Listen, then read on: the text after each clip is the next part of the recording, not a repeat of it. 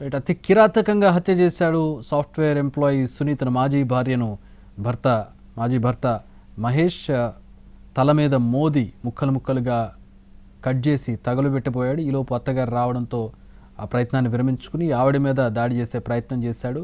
దీనికి కారణాలేంటి? ఇంత దారుణమైన హత్యకు కారణాలేంటి? విడాకులు అయిన తర్వాత ఈ ఘాతుకానికి పాల్పడడానికి కారణాలేంటి? మా ప్రతినిధి రాధాకృష్ణ స్పాట్ నుంచి జాయిన్ అవుతున్నారు. అక్కడ పరిస్థితి ఎట్లా ఉంది?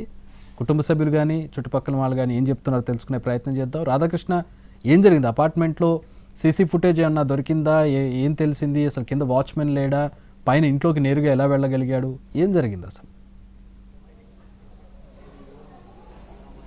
ప్రస్తుతం నేను సంఘటన జరిగిన అపార్ట్మెంట్ దగ్గరే ఉన్నాం. ఇక్కడ మనం చూడొచ్చు కూడా బయట మొత్తం పోలీస్ ఫోర్స్ అయితే కనబడుతుంది. మామూలుగా ఎవరైనా సరే ఈ అపార్ట్మెంట్ లోపలికి వెళ్ళిపోవచ్చు. ఇక్కడ ఆపడానికి కూడా ఎవరు మనకు కనబడతలేరు. వాచ్మెన్ ఉన్నాడు కానీ అతను పెద్దగా పైకి ఎవరు వెళ్తున్నారనేది వాళ్ళు పట్టించుకునే పరిస్థితి అయితే లేదు.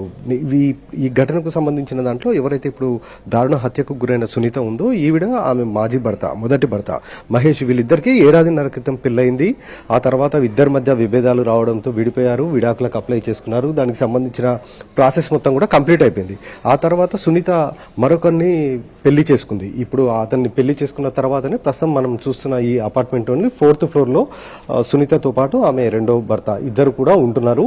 ఇవాళ ఉదయం సునీత మాజీ భర్త, మొదటి భర్త ఎవరైతే ఉన్నారో మహేష్, అతను ఇంటికి వచ్చాడు. ఒక పక్క ప్లాన్ ప్రకారం వచ్చినట్లుగానే మనకు సంఘటనా స్థలం వద్ద చూస్తే తెలుస్తుంది. ఒక కారులో ఇక్కడికి వచ్చాడు. కారులో కూడా ఒక కిట్ బ్యాగ్ తెచ్చుకున్నాడు.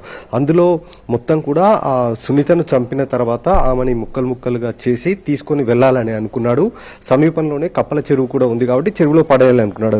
గతంలో మీర్పేటలో ఒక ఘటన చూసాం, అదే విధంగా చేద్దామని అనుకున్నట్లుగానే మనకు తెలుస్తుంది. ఎందుకంటే పెట్రోల్ కూడా వెంట తీసుకొని వచ్చాడు. ఎప్పుడైతే చంపడానికి ప్రయత్నం చేశాడో ఆ టైంలో ఇక్కడ అరుపులు వేయడంతో అప్పటికే వాళ్ళకి సంబంధించిన వాళ్ళు కూడా కుటుంబ సభ్యులు ఇక్కడికి రావడం, అలాగే వాళ్ళ స్థానికులు ఇక్కడ ఉన్న అపార్ట్మెంట్ వాసులు కూడా వాళ్ళని చూడడంతో వెంటనే వాళ్ళంతా కూడా పోలీసులకు సమాచారం అందించడం జరిగింది.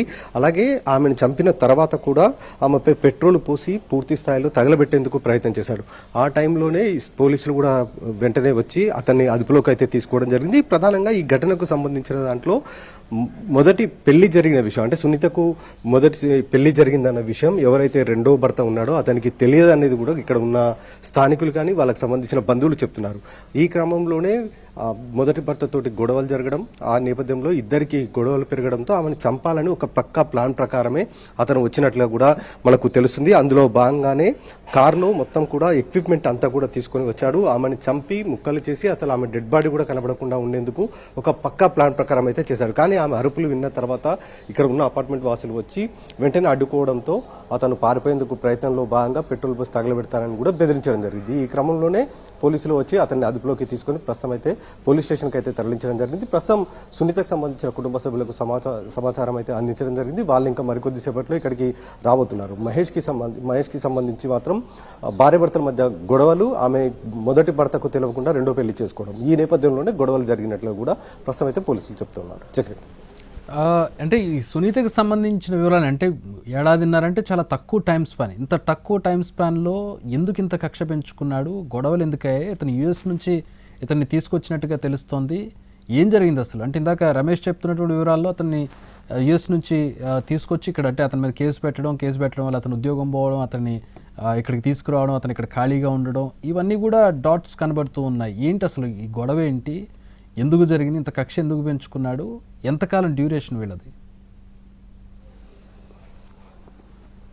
ప్రస్తుతం మనం చూడవచ్చు కూడా ఇప్పుడు అపార్ట్మెంట్ దగ్గర డాగ్ స్క్వాడ్ మనకు కనబడుతుంది. అంటే హత్య చేసిన తర్వాత అతను ఏ విధంగా ఎక్కడికి వెళ్ళాడు అనేది తెలుసుకోవడానికి మొత్తం కూడా డాగ్ స్క్వాడ్ ఇక్కడ తీసుకొని వచ్చి దానికి సంబంధించిన ఆధారాలు ఒకవైపు సేకరిస్తున్నారు. మరొక వైపు వీళ్ళు ఇద్దరు కూడా ఇప్పుడు హత్య చేసిన మహేష్ కావచ్చు, మహేష్ చేతిలో హత్యకు గురైన మాజీ భార్య, ఈమె ఇద్దరు కూడా సాఫ్ట్వేర్ ఎంప్లాయీస్. వీళ్ళిద్దరు కూడా సాఫ్ట్వేర్ ప్రేమ పెళ్లి చేసుకున్నారు. అది కూడా ఇద్దరు ప్రేమించి పెళ్లి చేసుకున్నారు, పెద్దలను ఎదిరించి పెళ్లి చేసుకున్నట్లుగానే ఇక్కడ ఉన్న వాళ్ళు చెప్తూ ఉన్నారు. అలాంటి ఇద్దరి మధ్య ప్రేమ వివాహం చేసుకున్న వీళ్ళిద్దరి మధ్య విభేదాలు రావడం, ఆ తర్వాత ఒకరినొకరు విడిచి ఉండడం అనేది జరిగింది. అంటే ఇద్దరు విడిపోయారు పెళ్లి చేసుకున్న తర్వాత కొద్ది కాలానికి, అది కూడా దాదాపు 8 నెలల్లోనే ఇద్దరి మధ్య విభేదాలు వచ్చాయి. ఇద్దరు కలిసి కూడా విడిపోయారు. ఆ తర్వాత దానికి సంబంధించిన ప్రాసెస్ అంతా కూడా పెద్దల సమక్షంలో పూర్తి చేసుకున్నారు. అంటే అఫీషియల్ గా విడాకులకు సంబంధించింది రాలేదు, కానీ పెద్దల సమక్షంలో ఇద్దరు కూడా ఒకరినొకరు విడిపోతున్నట్లుగా తీసేసుకున్నారు. ఆ తర్వాత మహేష్ కి తెలియకుండా ఈమె రెండో పెళ్లి కూడా చేసుకుంది. లీగల్ గా జరగలేదు. ఎవరైతే రెండో పెళ్లి చేసుకున్న అతను ఉన్నాడో అతనికి సునీతకు మొదటి పెళ్లి.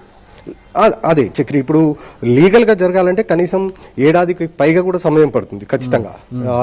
ఫ్యామిలీ కోర్టుకు వెళ్ళాలి, ఫ్యామిలీ కోర్టులో దానికి సంబంధించిన ప్రాసెస్ అంతా పూర్తి అవ్వడానికి దాదాపు ఏడాదికి పైగా కూడా సమయం పడుతుంది. కాబట్టి పెద్దల సమక్షంలో ముందుగా మాత్రం వీళ్ళు విడిపోయారు, ఆ తర్వాత పెళ్లి చేసుకోవడం అయితే జరిగింది. ఇంకా పూర్తిగా లీగల్ గా మాత్రం రావాల్సి ఉంది. ఈ లోపలనే పెళ్లి చేసుకోవడంతో అతను కక్ష పెట్టుకుని ఖచ్చితంగా ఆమెను హత్య చేయాలన్న ప్లాన్ ప్రకారమే ఈ రోజు వచ్చి ఇంటికి అపార్ట్మెంట్ లో వచ్చి హత్య చేసినట్లుగా పోలీసులు చెప్తున్నారు. చక్రి, ఏంటి అంటే ఈ కుటుంబ సభ్యులు కానీ అతని కుటుంబ సభ్యులు కానీ చుట్టుపక్కల వాళ్ళు కానీ ప్రత్యక్ష సాక్షులు ఎవరు లేరా? ఏం జరిగిందనే దానికి సంబంధించి గొడవ ఏంటనే దానికి సంబంధించి చెప్పడానికి? ప్రస్తుతం మనం ఇక్కడ అపార్ట్మెంట్ కింద అంటే పై వరకు అపార్ట్మెంట్ వాళ్ళు ఒప్పుకోవట్లేదు వెళ్ళడానికి. అందులో భాగంగా మనం కింద ఉండిపోవాల్సి వచ్చింది. పైకి వెళ్ళడానికి ప్రయత్నం చేశాం. కొద్దిసేపటి క్రితమే పోలీసులు కొన్ని ఎవిడెన్స్ సేకరిస్తున్నాం కాబట్టి ఆగమని చెప్పారు. వాళ్ళకి సంబంధించిన కొంతమంది, కేవలం 3 నుంచి 4 మాత్రమే పైన ఉన్నారు. వాళ్ళు మాట్లాడడానికి మాత్రం పూర్తి స్థాయిలో నిరాకరిస్తున్నారు. వాళ్ళంతా కూడా సునీతకు సంబంధించిన రెండో భర్త ఎవరైతే ఉన్నారో వాళ్ళకి సంబంధించిన కుటుంబ సభ్యులు. వాళ్ళు కూడా ఆశ్చర్యపోయారు. మొదటి ఈమెకి పెళ్లి జరిగిందన్న విషయం తెలిసి వాళ్ళు కూడా ఒకసారిగా ఆశ్చర్యపోయిన పరిస్థితి మనకి ఇక్కడికి వచ్చిన తర్వాత తెలుస్తుంది. దీంతో భాగంగానే వాళ్ళు మాట్లాడడానికి పూర్తి స్థాయిలో అయితే నిరాకరిస్తున్నారు.